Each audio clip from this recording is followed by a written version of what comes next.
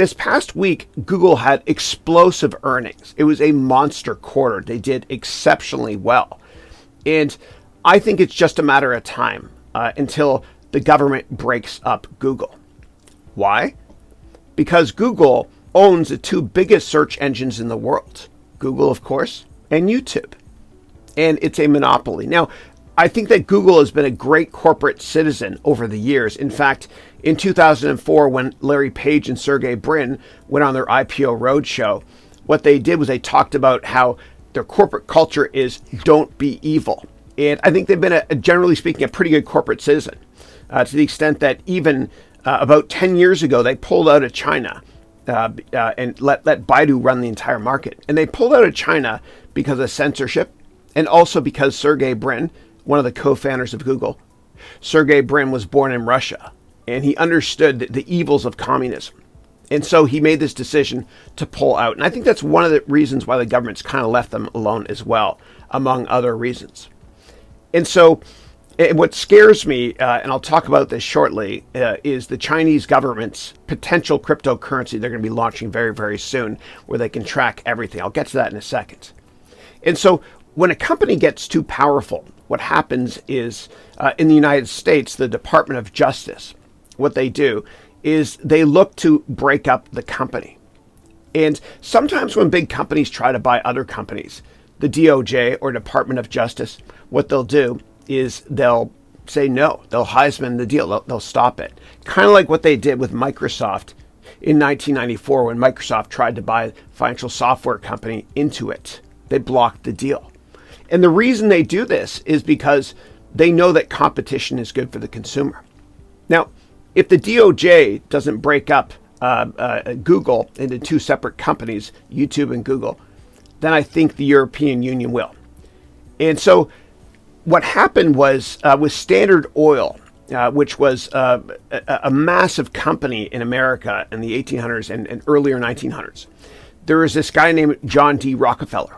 And he was such a great business person that he basically owned the entire oil industry in the United States. It was called Standard Oil. And Google is much more powerful than Standard Oil was then globally. And so what the government did was they said, hey, Standard Oil, it's not fair. There's not much competition in the oil industry. And so the U.S. government forced Standard Oil to break up into many different companies. One of which you can see is Exxon, top left. And then top right there, you can see is Chevron. And then there's Esso. And interestingly enough, Esso, the reason it's called that is because Standard Oil, S-O, it sounds like Esso. It's interesting. And so, yeah, the European Union, if the DOJ doesn't break up Google, I think the European Union will. And I love the EU because they keep a lot of big tech companies on their feet, and they protect the privacy, or on their toes, I say, and they protect the privacy of all of us, especially certain European Union offices in Germany. Very, very mindful of privacy protection, which is awesome, Now, competition is good for the consumer. If you have a market where there's not that much competition, then innovation dies. Like, imagine if iPhone or Apple was the only company out there that made these things. Imagine there was no Android. Well, what would happen is you'd have to pay for every software upgrade like we used to in the past. When I was a kid, dude, I remember paying and being excited when Windows 95 came out, or Windows 98, or Windows Millennium, or Windows NT, Windows 2000, whatever it was. But we had to pay for all that stuff. It's free now because of competition, which is good for the consumer. Now, when it comes to Apple and comes to Google with Android, there's an oligopoly going on, which is why I think Apple will also be broken up. And so competition's always good for the consumer. Now, I think that Amazon is also going to be broken up into two separate companies. You know, one is their consumer Amazon product, meaning all the groceries you order, as well as Kindle, all that good stuff, Prime on television. And the other is going to be that tiny icon in the middle there you see called Amazon Web Services. And Amazon Web Services is the most important platform in the world in technology.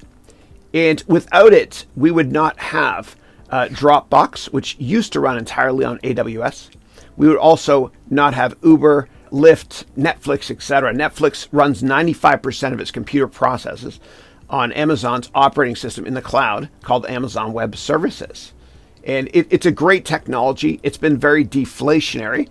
And when I used to work at a big hedge fund called Citadel years ago, what happened was Ken Griffin, the brilliant, nice guy, founder of Citadel, he brought in Alan Greenspan to present to us. And Alan Greenspan was a former federal chairperson, meaning the person in America in charge of cutting or raising interest rates.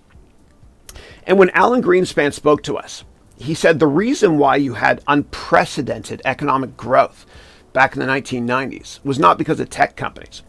It was because the Berlin Wall fell. And when the Berlin Wall fell, you had all this brilliant Eastern European labor moving west. That labor is much cheaper as well. And the biggest input, usually in any business, is the cost of labor.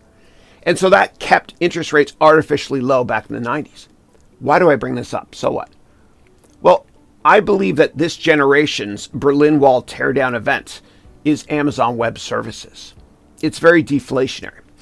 And I think the reason why Amazon has not been broken up yet is because of COVID. You know, God bless all the delivery people that work at Amazon for delivering all the goods to keep the economy moving. Otherwise, I think the Trump administration would have probably wanted to break them up. And so I think it's just a matter of time from a bipartisan perspective that the Biden administration works on breaking up Amazon as well, or the next administration. Now, Apple, as I mentioned, also is basically a monopoly or an oligopoly. And the problem with Apple, and look, I love their products, I use them, but one of the problems is they're stifling competition. You know, when they launched Apple Music, fewer people downloaded Spotify. Also, I remember when these things first came out, my kids and I, we would actually download a new game every week and play together, like Where's My Water, Angry Bird, etc.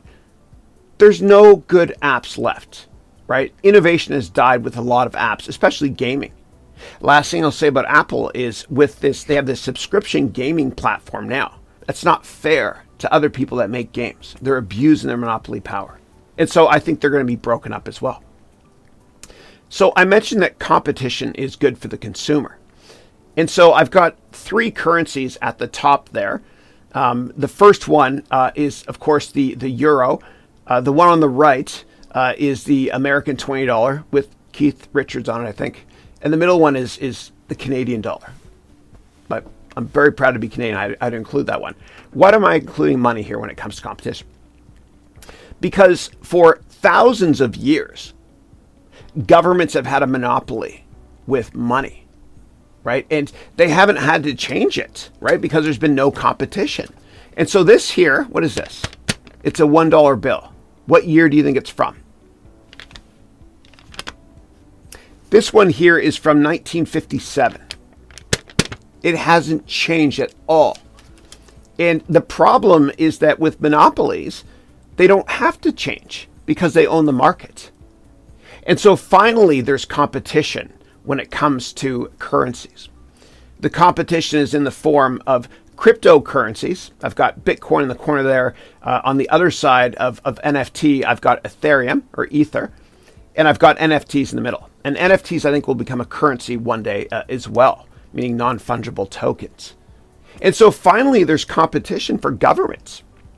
The problem is, though, that a lot of governments are worried about competition from cryptocurrencies to the extent that the biggest threat to national security in a lot of countries is cryptocurrencies. Because if you don't use your own currencies, then what happens is, and you use cryptos instead, then what happens is governments can't change interest rates. And they need to change interest rates in order to raise money to be able to defend themselves or build bridges, for example.